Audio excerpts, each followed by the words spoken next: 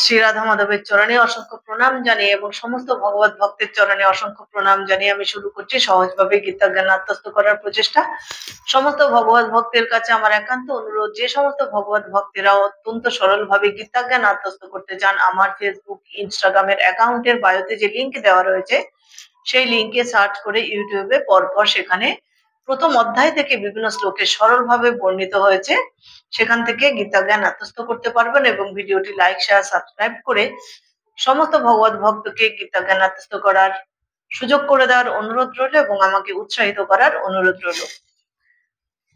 আজ শ্রীমদ্ ভগবত গীতার দ্বিতীয় অধ্যায় সাংখ্যযোগের 59 নং শ্লোক থেকে ব্যাখ্যা করছি। পূর্ববর্তী শ্লোকের অর্থ ছিল যে ভগবান শ্রীকৃষ্ণ অর্জুনকে স্থিতপ্রজ্ঞ ব্যক্তি সম্বন্ধে জ্ঞান দান করছেন, কারণ ভগবান শ্রীকৃষ্ণ অর্জুনকে বুদ্ধিযোগ এবং ভক্তিযোগের মধ্য দিয়ে কিভাবে আত্মার মুক্তি লাভ ঘটে সেই বিষয়ে জ্ঞান দান করছেন। অর্জুনের মধ্য দিয়ে আমাদের সমস্ত জগৎবাসীকে তিনি এই জ্ঞান দান করেছেন, অর্থাৎ কিভাবে আমরা ভগবানের ধামে পৌঁছাতে পারবো সে বিষয়ে জ্ঞান দান করছেন। বিষয় বিনির্বর্তন্তে নিরাহারস্য দেহীন রসবর্জং রসোপাস্য পরং দৃষ্টা নিবর্ততে। দেহধারী জীব ইন্দ্রিয় সুখভোগ থেকে নিবৃত্ত হতে পারে, কিন্তু তবু ইন্দ্রিয় সুখভোগের আসক্তি থেকেই যায়, কিন্তু উচ্চতর স্বাদ আস্বাদন করার ফলে সেই বিষয় তৃষ্ণা থেকে চিরকালের মতো নিবৃত্ত হওয়া যায়।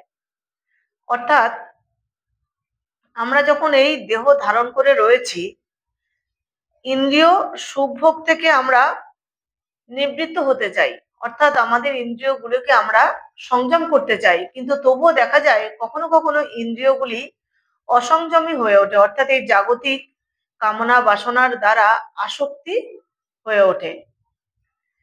কিন্তু উচ্চতর স্বাদ আস্বাদন করার ফলে, অর্থাৎ আমরা যদি ভগবত জ্ঞান লাভ করে আমাদের আত্মাকে উন্নত স্তরে এগিয়ে নিয়ে যেতে পারি, তাহলে আমরা জীবনের প্রকৃত উদ্দেশ্য সম্বন্ধে জ্ঞাত হব। তখন আর আমাদের ইন্দ্রিয়গুলি এই জড়জাগতিক কামনা বাসনার দ্বারা, লোভ লালসার দ্বারা ধাবিত হবে না, অর্থাৎ আমাদের ইন্দ্রিয় সংযম হয়ে আমরা ঈশ্বর সন্ধানের পথে এগিয়ে যেতে পারবো। অপ্রাকৃত স্তরে অধিষ্ঠিত না হলে ইন্দ্রিয় সুখভোগ পরিত্যাগ করা সম্ভব নয়। যিনি কৃষ্ণ ভাবনায় প্রগতি সাধনের মাধ্যমে শ্রীকৃষ্ণের কদর্প কোটি কমনীয় রূপের আস্বাদন করেছেন, তার আর নিষ্প্রাণ জড় বস্তুর প্রতি কোন রকম রুচি থাকে না, অর্থাৎ এই জগতের জাগতিক সুখ তার কাছে শূন্য মনে হয়, তার কাছে নিষ্ফল মনে হয়। ক্ষণস্থায়ী ভেবে এই জড়জাগতিক সুখের প্রতি তিনি আর আসক্ত হন না। তিনি ভগবানের ঐশ্বর্যময় রূপ, অর্থাৎ ভগবানের দিব্য ধামে পৌঁছানোর জন্যই তিনি তার আত্মাকে নিয়োজিত করেন এবং ঐশ্বর্যময় রূপেরই সন্ধান করেন। কেউ কৃষ্ণ ভাবনায় অধিষ্ঠিত হলে নিজে থেকেই এই জড়জাগতিক বিষয়ের প্রতি মোহ তার আপনা থেকেই দূর হয়ে যায়। যত তোহাপি কৌন্তেয় পুরুষস্য বিপশ্চিত ইন্দ্রিয়াণি প্রমথানি হরন্তি প্রসভং মম। হে কৌন্তেয়, ইন্দ্রিয় সমূহ এতই বলবান এবং চিত্ত বিক্ষেপকারী যে তারা ইন্দ্রিয় সংযমে যত্নশীল বিবেক সম্পন্ন পুরুষদের মনকেও বলপূর্বক বিষয় অভিমুখে আকর্ষণ করে। ভগবান শ্রীকৃষ্ণ অর্জুনকে এখানে কুন্তেয় বলে সম্বোধন করেছেন। অর্জুন কুন্তির পুত্র, তাই তাকে কুন্তেয় বলে সম্বোধন করে বলছেন যে আমাদের এই ইন্দ্রিয়গুলি এতটাই সক্রিয় যে আমরা যতই চেষ্টা করি যে ইন্দ্রিয়গুলিকে আমরা সংযত করব, অর্থাৎ আমাদের লোভ লালসা মন থেকে দূর করে দেব, কামনা বাসনাকে দূর করে দেব, আমাদের মনকে ঈশ্বর সাধনার মধ্য দিয়ে চালিত করে পবিত্র করে আমরা ঈশ্বর সন্ধানের অভিলাষী হব। কিন্তু তবুও দেখা যায় আমাদের মন কখনো কখনো সেদিক থেকে বিচ্যুত হয়ে জড়জাগতিক বিষয়ের প্রতি আসক্তি হয়ে পড়ে, অর্থাৎ জড়জাগতিক বিষয়ের প্রতি আমরা আসক্ত হয়ে পড়ি। অনেক মুনি ঋষিদের মনও এইভাবে অনেক সময় তাদের সাধন পথ থেকে বিচ্যুত হয়েছে, জড়জাগতিক বিষয়ের প্রতি তারা আসক্ত হয়েছিলেন। ইন্দ্রিয় সংযমে যত্নশীল বিবেক সম্পন্ন পুরুষের মনকেও বলপূর্বক বিষয় অভিমুখে আকর্ষণ করে। তাই বলা হয়েছে যে আমাদের অনেক মুনি ঋষি আধ্যাত্মবাদীরা আছেন যারা ইন্দ্রিয়গুলোকে দমন করতে চেষ্টা করেন। অনেক সময় অনেক চেষ্টা হলেও বিক্ষিপ্ত মনের প্রভাবে তাদের ইন্দ্রিয়গুলি সুখের কামনায় ধাবিত হয়, অর্থাৎ ইন্দ্রিয় সুখ কামনায় ধাবিত হয়। মহর্ষি বিশ্বামিত্রের মতো মহান যোগী, যিনি তার মন ও ইন্দ্রিয়গুলোকে সংযত করার জন্য গভীর নিষ্ঠার সাথে তপস্যায় রত ছিলেন, তিনিও স্বর্গের অপ্সরা মেনকার দ্বারা বিপদগামী হয়ে তার সাথে যৌন সংসর্গে লিপ্ত হন। পৃথিবীর ইতিহাসে এমন অনেক ঘটনাই পাওয়া যায়। তাই সম্পূর্ণরূপে ভগবত জ্ঞান আত্মস্থ করে মনকে ভগবতমুখী করে সবার প্রথমে মনকে ঊর্ধ্বমুখী করে নিয়ে যেতে হবে এবং ভগবানের স্বরূপ বুঝতে হবে, প্রকৃত আত্মতত্ত্ব সম্বন্ধে জ্ঞান লাভ করতে হবে। কৃষ্ণ ভক্তি পরায়ণ হতে না পারলে মন ও ইন্দ্রিয়গুলোকে কখনোই সংযত করা যাবে না। আমরা যতই চেষ্টা করি, আমাদের মনকে যদি ভগবত জ্ঞানের দ্বারা স্নাত না করে, ঊর্ধ্বমুখী মনকে না করে, কৃষ্ণ ভাবনায় ভাবিত না করে ইন্দ্রিয় সংযমের চেষ্টা করি, কখনোই ইন্দ্রিয়গুলি সংযম করতে আমরা পারবো না। মুনি ঋষিরাও অনেক ক্ষেত্রে এই লক্ষ্য থেকে বিচ্যুত হয়েছিলেন। তাই ভগবান শ্রীকৃষ্ণ এখানে বলেছেন যে একমাত্র ভগবত ভক্তই পারে কৃষ্ণ ভাবনায় ভাবিত হয়ে তার মনকে স্থির রেখে ভগবানের ধামে পৌঁছাতে। কৃষ্ণ ভক্তি এমনই এক অপ্রাকৃত আনন্দে পরিপূর্ণ, স্বাভাবিকভাবে জড়সুখ ভোগের প্রতি আর তার কোনো আসক্তি থাকে না। মহারাজ অম্বরীশও মহা তেজস্বী মুনি দুর্বাসাকে জয় করতে সমর্থ হয়েছিলেন, কেননা তার মন কেবল কৃষ্ণ ভাবনাতেই মগ্ন ছিল।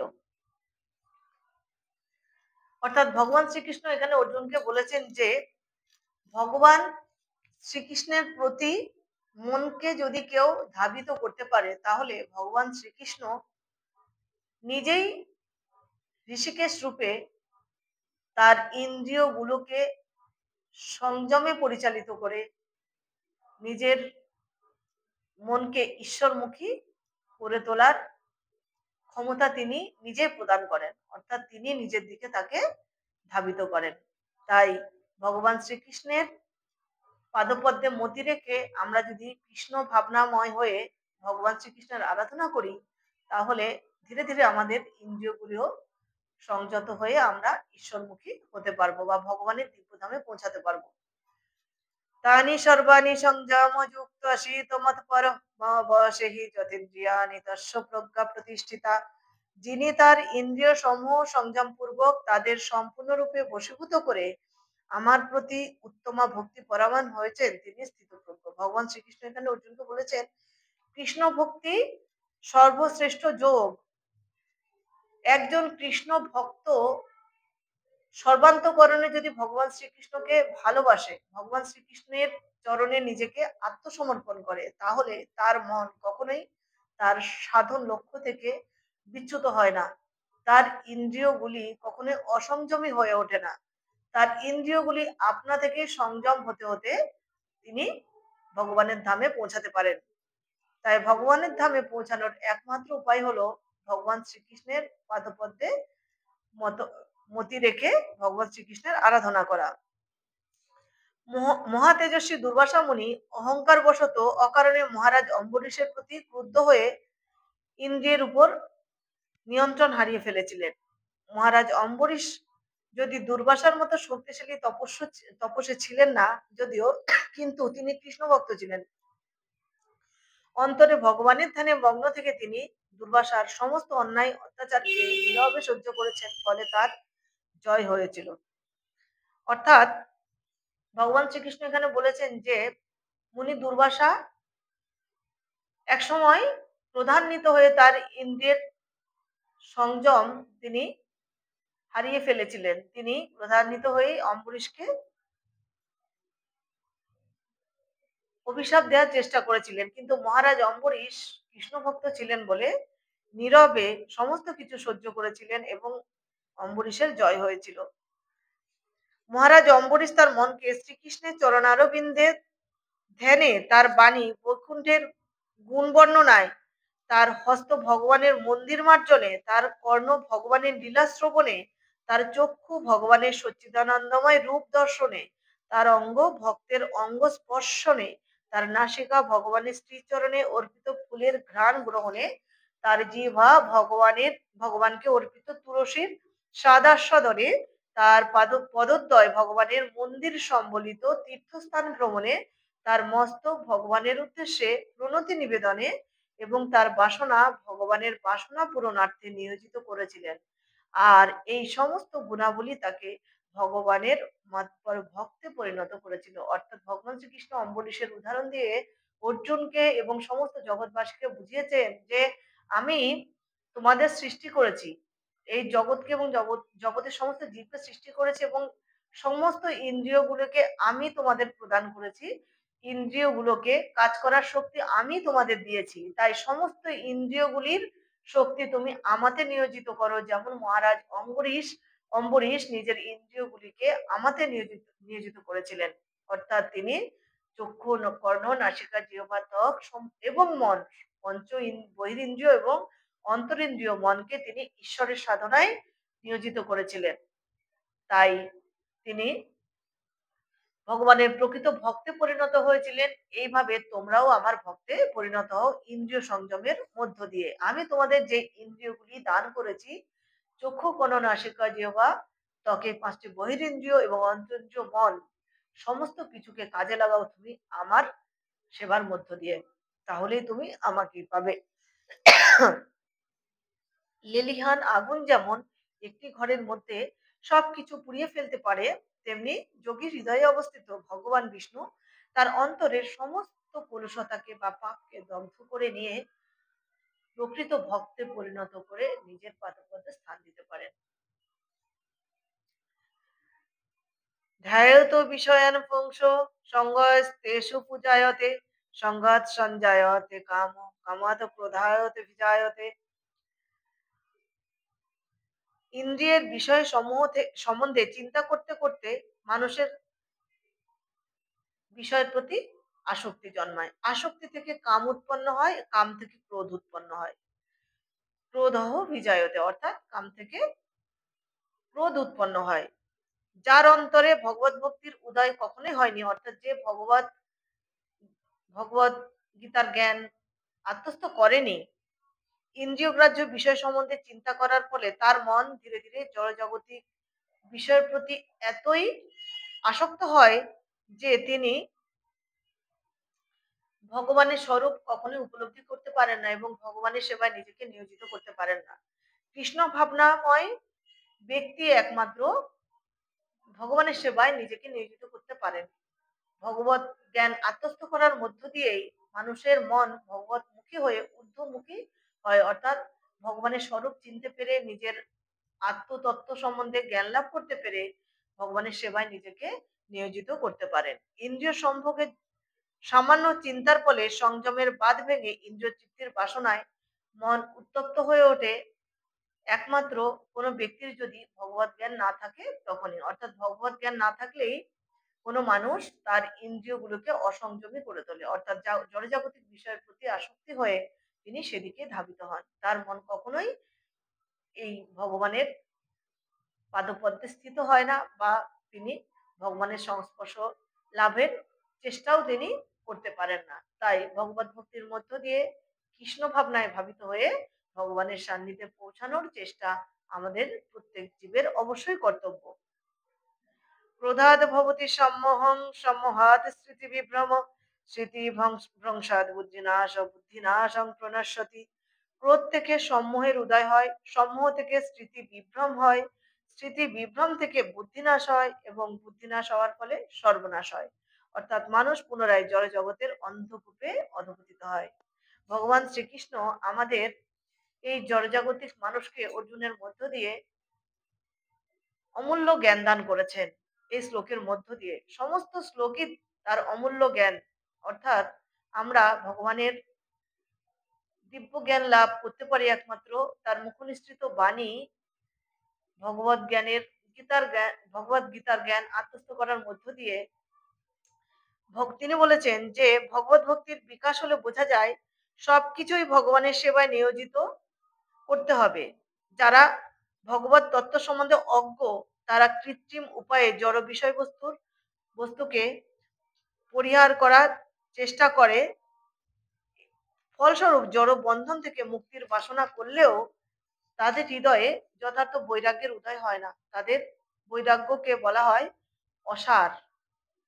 ভগবত ভক্ত জানেন কিভাবে সকল কিছু ভগবানের সেবায় ব্যবহার করতে হয়, তাই তিনি জড় চেতনার শিকার হন না। অর্থাৎ ভগবান শ্রীকৃষ্ণ এখানে বলেছেন যে ভগবত গীতার জ্ঞান আহরণ না করে যে ব্যক্তি নিজের ইন্দ্রিয়গুলোকে সংযম করার চেষ্টা করেন, অতি চেষ্টা করলেও একসময় দেখা যায় তার ইন্দ্রিয়গুলি অশান্ত হয়ে উঠছে, অর্থাৎ জড়জাগতিক বিষয়ের প্রতি আসক্ত হয়ে উঠছে।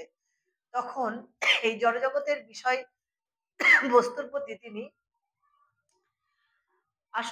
আসক্ত হয়ে এই বিষয়কে পাবার জন্য, অর্থাৎ সুখ লাভের কামনা বাসনায় তিনি পাপ কর্মে লিপ্ত হন। জড়জাগতিক দুঃখে তিনি জড়িয়ে পড়েন। জন্ম মৃত্যুর আবর্তে তিনি আবর্তিত হতে থাকেন তার পাপ কর্মফল ভোগ করার জন্য। তাই ভগবান শ্রীকৃষ্ণকে বলেছেন সবার প্রথমে তোমাকে আমার দিব্য জ্ঞান আত্মস্থ করতে হবে। অর্থাৎ ভগবত গীতায় লিপিবদ্ধ আমি যে দিব্য জ্ঞান তোমাদের দান করছি সেই জ্ঞান আগে শ্রীমদ্ ভগবত গীতা গ্রন্থ অধ্যয়ন করে বা এই গ্রন্থের জ্ঞান শ্রবণ করে আগে আত্মস্থ করো। নিজের স্বরূপ জানো, আত্ম উপলব্ধিতে উপনীত হও এবং কৃষ্ণ ভাবনায় ভাবিত হয়ে ইন্দ্রিয়গুলোকে সংযত করার চেষ্টা করো। দেখবে ধীরে ধীরে মন ভগবত মুখী হয়ে ঊর্ধ্বমুখী হয়ে ঈশ্বর পথে ধাবিত হবে এবং একসময় তোমরাও ঈশ্বরের কাছে অর্থাৎ আমাকে প্রাপ্ত হবে। ভগবান শ্রীকৃষ্ণ অর্জুনের মধ্য দিয়ে জগৎবাসীকে এই শিক্ষা তিনি দিয়েছিলেন। আজ ভিডিওটি এই পর্যন্তই। দেখা হবে পরের ভিডিওতে পরবর্তী শ্লোক উচ্চারণের মধ্য দিয়ে। সকলেই ভালো থাকবেন, সুস্থ থাকবেন।